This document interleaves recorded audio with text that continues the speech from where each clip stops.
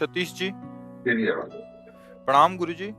गुरुजी, मेरा मन जीव जंतु पशु पंछियों की सेवा में ही ज्यादा लगता है। मैं अपनी कमाई का ज्यादा हिस्सा इसी पुण्य में लगाता हूँ। बहुत अच्छा, बहुत अच्छा है। अहंकार रहित होकर सेवा की जाए तो भगवान की ही प्राप्ति हो जाती है, क्योंकि हर पक्षी पशु के रूप में भगवान है। नामदेव जी महाराज कुत्ते में भगवान को देखो प्रकट किया ना भगवान। एक बार श्री एकनाथ जी महाराज गंगोत्री से गंगा जल लेकर बहुत से भक्तों के साथ रामेश्वर चढ़ाने जाते थे। प्राय भक्त लोग ऐसा करते हैं कि गंगोत्री से गंगा जल लेकर रामेश्वर में चढ़ाते हैं कांवर में लेके। ऐसे ही वो जा रहे थे। जब रामेश्वर जी के पास पहुंचने वाले थे तो देखा एक गधा प्यास से तड़प रहा है, मतलब ऐसा दिखाई दे रहा है। तो उन्होंने विचार किया कि रामेश्वर जी में तो सब जल चढ़ाते हैं और ये प्यासा इसे कोई पिलाएगा नहीं। गंगोत्री से लाए थे रामेश्वर जी के लिए, नजदीक गए और गोद में गधे का सर लिया और हर हर महादेव करके पूरी गंगा जली।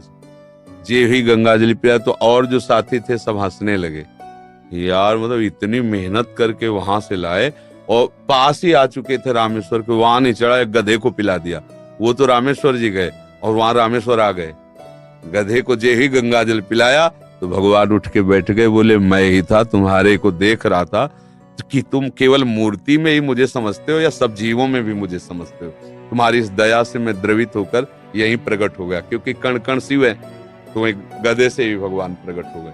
तो पशु पक्षियों की सेवा भगवान की सेवा, पर अभिमान न करे, भाव ऐसा रखे कि भगवान ने मुझे ये सेवा दी है और सेवा लायक बनाया है बस, और इसका प्रचार प्रसार न करे। प्रचार प्रसार करने से सेवा का जो सुकृत होता है वो नष्ट हो जाता है।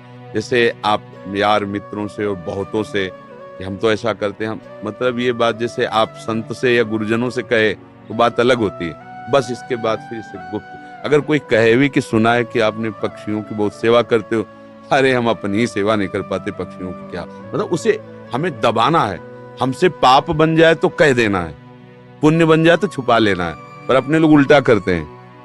पुण्य बनेगा तो पोस्टर छपवा देंगे और पाप बनेगा तो कसम खा लेंगे कि किया ही नहीं है। यही हमारी दुर्गति का कारण बनता है। अगर हमसे कोई गलती हो गई और कोई पूछे आपसे गलती, वहां हो गई, अब दंड मिले जो तो वो नष्ट हो जाएगा। जहां आपने हाँ कहा तो पाप नष्ट हो जाएगा। अगर सभा में खड़ा होकर के स्वीकार कर ले तो दंड मिले ना मिले उसका पाप नष्ट हो गया। हम सभा में पुण्य को कह सकते हैं, पाप को नहीं कह सकते, देखना है नहीं। तो अपने इस पुण्य को छुपाओ और पशु पक्षी में भगवत भावना करो। जब उनको दाना डाल रहे हो या फल जो भी, जैसे पशु पक्षी हो, तो भाव करो, हे भगवान आप इन सब रूपों, और बढ़िया पुण्य बन जाएगा और बड़ा लाभ मिल जाएगा। हे भगवान आप इन रूपों में आके सेवा स्वीकार, नाथ हम पे प्रसन्न रहो कि हम सदैव आपकी सेवा करते हैं। भक्ति हो गई, इसी से भक्ति हो गई। सब में भगवान के दर्शन की भावना बनने लगेगी, ठीक है। पर कभी गलत धन कमा के सेवा की भावना मत रखना। मान लो चलो 1 लाख रुपए हम गलत करके ले रहे हैं तो 10,000 की सेवा, वो ठीक नहीं है। ईमानदारी से कमाओ, धर्म से कमाओ, और फिर उससे अगर 10 रुपए की भी सेवा करोगे तो बहुत बड़ी सेवा मानी जाएगी। 10 करोड़ सेवा बेईमानी से वो तुम्हारे लिए बिल्कुल बेकार है। और 10 रुपए गरीब की एक रोटी जितना पुण्य देगी ना, राजा का उतना पूरा धन का खजाना नहीं, क्योंकि वो मेहनत से करके, और 4 रोटी में 3 में परिवार चलाया, अपने हिस्से की दे दिया दूसरे को, बहुत बड़ा दान हो गया। तो दान का ये भी स्वरूप समझना है कि गंदे आचरणों द्वारा, बेईमानी द्वारा नहीं, धर्म से कमा करके। एक बार राधा बाबा ने भागवत सुनी, एक ब्राह्मण आते थे, श्रद्धा से सुनाया। अब दक्षिणा देने की बात आई तो बाबा ने कहा हम तो सन्यासी हैं, क्या दक्षिणा दें। आज बड़े बड़े लोग बैठे थे, जिसके पास पवित्र धन हो 125 रुपया हमें दे दो। किसी की हिम्मत नहीं निकालने की, क्योंकि बाबा बिल्कुल सत्य पे प्रतिष्ठित महापुरुष। अब पवित्र होना चाहिए, इन्हें दंड मिलेगा। किसी की हिम्मत, एक घास खोदने वाला बगीचे में जो काम करता है दौड़ के आया, बाबा हमारा पवित्र है। वह कैसे तेरा पवित्र? बोले घास खोदता हूँ, मुझे कोई 1,000-2,000 ले मिलते, 100 रुपया तो हम दे देंगे। बोले तू दे। 100 रुपया लिया, पंडित जी को देखे, ये है दक्षिणा। हाँ, ये 100 रुपया 100 करोड़ की बराबरी बिल्कुल नहीं हो सकती। वो 100 करोड़ बेकार, वो 100 रुपया अच्छा। धर्म से कमाओ और धर्म से सेवा करो, ये भगवत। डॉक्टर हिमांशु सूरी जी, बठिंडा, पंजाब से। महाराज जी, मेरा ये प्रश्न है, क्या ऐसे महापुरुष जिनका गोलोक वास हो चुका है, उन्हें गुरुदेव रूप में धारण किया जा सकता है? एवं अगर किया जा सकता तो कैसे?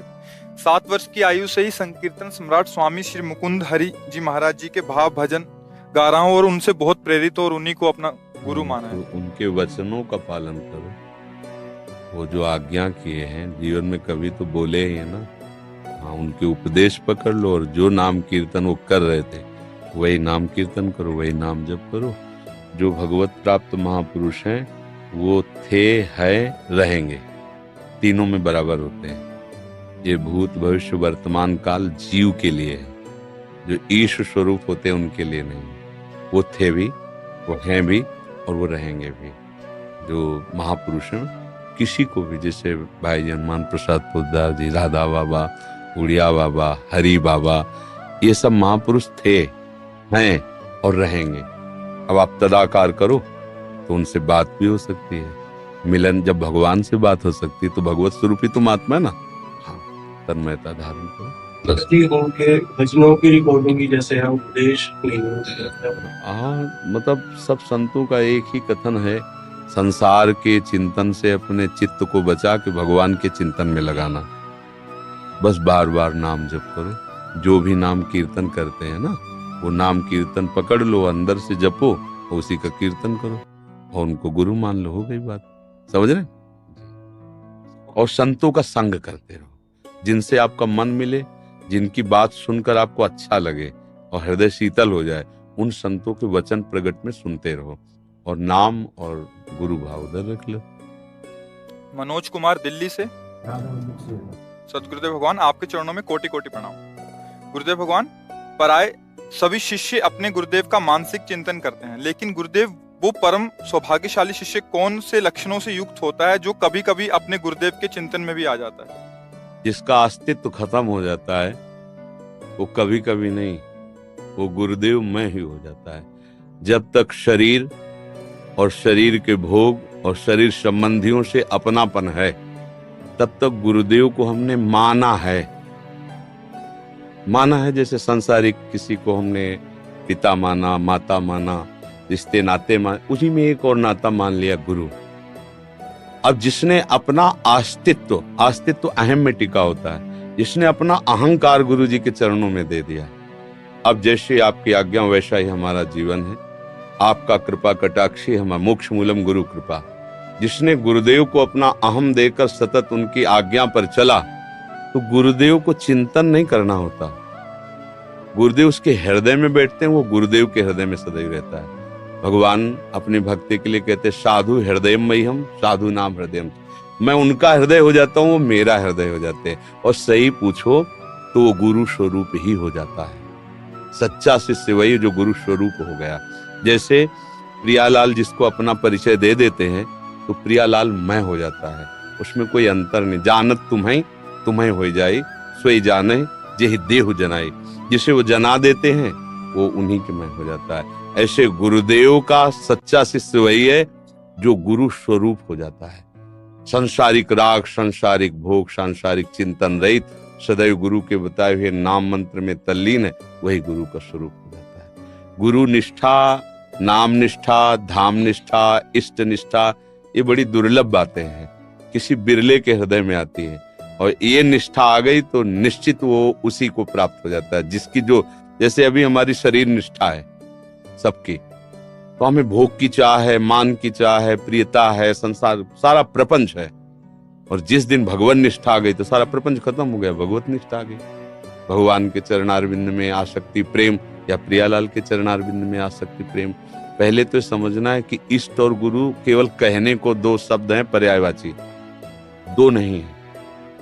वही लाडली ही अपने रस का विस्तार करने के लिए हमारे जैसे शब्द बोलने वाला रूप धारण करके हमको समझाती हैं।